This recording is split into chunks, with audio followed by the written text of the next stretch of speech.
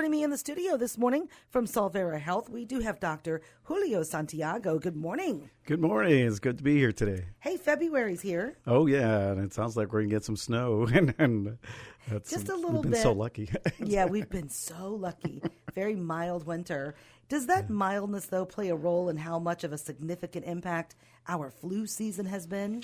I think so, because with mild weather, people get together and go different places. So gathering serves as a source for spread. So you'll see a lot more cases of influenza, COVID, RSV, and to some extent norovirus, which causes more of the gastrointestinal symptoms. You've seen it all, haven't you? Oh, yes, and it's been very busy, and it's a very impressive season for so far. It does seem to be more viral. Is that the word? It seems to be extraordinarily hard on people this year. That's a great description, because when it's gone viral, it's gone viral. So it's spreading throughout the community. Yeah, we've had students out of school 4 and 5 days. Some schools closed. They had more than 100 kids out, plus faculty and staff. So, how soon before we can see the exit of this influenza? Probably within the next month, as the season changes, we'll see a decrease. But we'll continue to monitor for any little peaks. So I think we had a peak in December, it eased off a little bit in January. Now we're seeing another peak again. So, but maybe not as strong as it was in December. So, we should see a sort of a decrease in the incidence in the next month. Okay. Did the flu shot help with this particular strain of flu? Oh, yes. And you have to look at the effectivity or efficiency of the vaccine. And if it's not as effective some years, because the strains may mutate as they come across the Pacific, but the point would be that your immunity will be elevated if you get the vaccine. So it'll serve to keep you out of the hospital more than likely. Okay. Pneumonia has also been something we've seen, Dr. Santiago. Oh, yeah. So let's say you get the viral infection, then that serves to promote a bacterial infection on top of that. So that's why you may see that some people get hospitalized. They'll be placed on antibiotics to fight the bacterial infection. That's how that works, huh? Yes. Did you hear that it turns into pneumonia? Oh, yes. You'll get the virus, it produces an inflammatory response, and then you get the fluid buildup, bacteria settle in that little soup that's in your lungs, and then accelerates and may become a very severe illness. Yes, it's very hard on people who are elderly or immunocompromised. Yeah, that's a very good point, because if you look at the age groups from decade to decade, anybody above age 50, you'll see an increased risk or probability that they can have a more severe case. Okay. Now, there is a pneumococcal pneumonia vaccine. Is that correct? That's correct. It's out there, and I do recommend that people get their vaccinations updated, and especially a pneumonia vaccination. Okay. It's a Heart Healthy Month. It's Heart Healthy Month, or American Heart Month. Yes. Yes, I know. And it's that time to focus again to bring awareness to the community regarding heart health and to promote a healthy well-being and to assess your risk. Okay, talk to us. What are the risks? Oh, well, let me first begin by saying, how did we get here? What was the journey to this point? And over the past 100 years, according to the Center for Disease Control and Prevention, they noted that heart disease was one of the leading causes of death in the United States. So as time passed, in 1964, you may remember this guy, maybe not, President Lyndon B. Johnson proclaimed February as American Heart Health to bring to the community an awareness of taking good care of their heart. And then you may also know that in February, it was last Friday, was National Wear Red Day. And that was made by the American Heart Association and the National Heart, Blood, Lung Institute to bring to awareness of heart disease, especially in women. So, and then we also have Valentine's Day, so that's another day where we say, okay, this is we have to take care of our hearts, not just our physical heart, but our mental heart.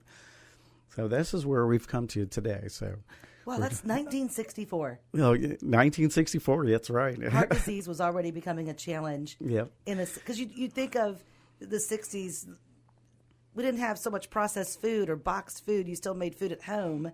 Oh, good point. Good point. And I think I'd like to say that a soda pop, Oh yeah, exactly. Coca-Cola and so on. But in the past 50 years, we have made progress in declining the rate of heart disease.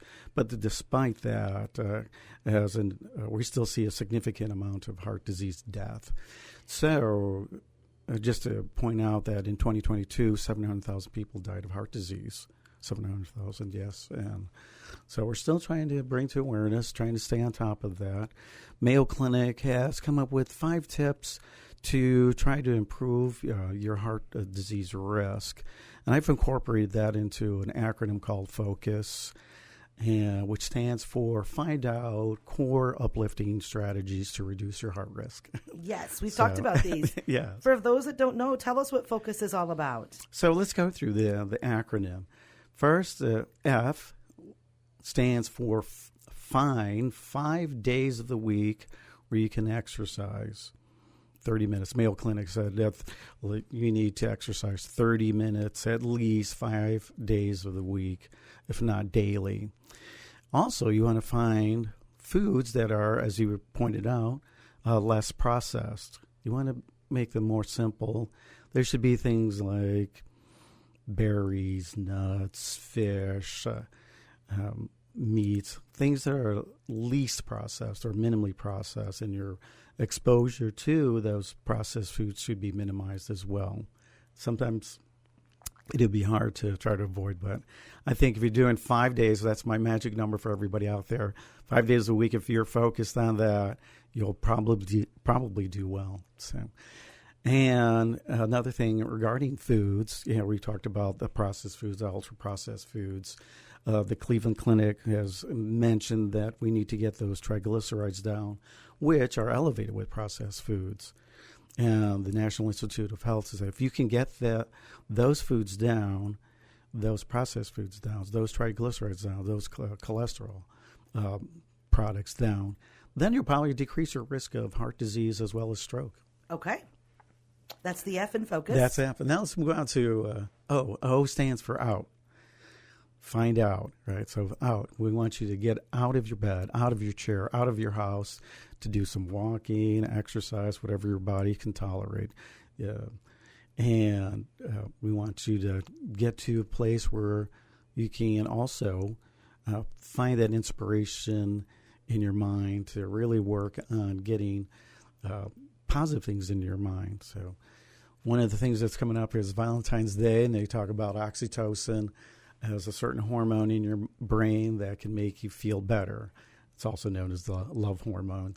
So, but Harvard has done some research, and they found out that if you can elevate your oxytocin levels, you may reduce your level of anxiety and or depression. So things that would increase your oxytocin levels would be vigorous exercise, dancing, singing, just visualizing your favorite picture or painting, things that are sort of inspirational. So I encourage everybody to get out there and do some things that both affect your physical heart as well as your mental heart. Okay, sounds good. Now, in regards to the C, that stands for core. Core should remind you that you do have those two hearts, that physical heart that pumps blood throughout your vital organs, but also your mental heart, that heart that says, I pledge to you myself, and that good feeling that you get from doing that, or that part where you see something visually or hear something. You may have your favorite song that says, well, that really inspires me to do something good. So try to keep in mind those two things, those two hearts. And in this month, we try to unite those two hearts as hearts unite on Valentine's Day. Yes. So. Okay, that is the C. Yeah. Let's now move on to U. Yes. U stands for uplift. So again, we're trying to uplift our mental heart. We're looking for positive things. We know there's a lot of negative things that occur in this world, but we're trying to accentuate or focus more on the positive things. So the positivity in your life and the way to move forward should help you with your mental health well-being. Okay. Also, again, just to reiterate, the U can also stand for unite. So unite those two hearts, keep moving forward. And then for finally S stands for strategies. Now, we're looking for strategies to improve your overall well-being as well as decrease your heart disease risk. Mayo Clinic has said, stated in their research, these are certain things you need to do. Let's improve our sleep. Let's stop smoking. These are all things that begin with S. Make those small changes that improve or create great benefits for you. So those are some of the things to do. And finally, see your doctor. So that's another S. So see your doctor so you begin the process. So he can do those particular lab tests, check your cholesterol, give you a physical examination, give you recommendations to improve your health. Okay. We're talking with Dr. Julio Santiago from Solvera Health. Remind people where you're located. We're located in Galesburg at 256 South Swangataha Road. That's a tough one to say. That's a nice one, though. You jumped over to the golf course yet at Swangataha? Oh, yeah. Good. All right, 256 South Swangataha Road in Galesburg. Now, you're accepting new patients. Oh, yes. We're accepting new patients. We have a new partner. We've expanded our clinic, and we're getting our new pharmacy going here in the next month or so.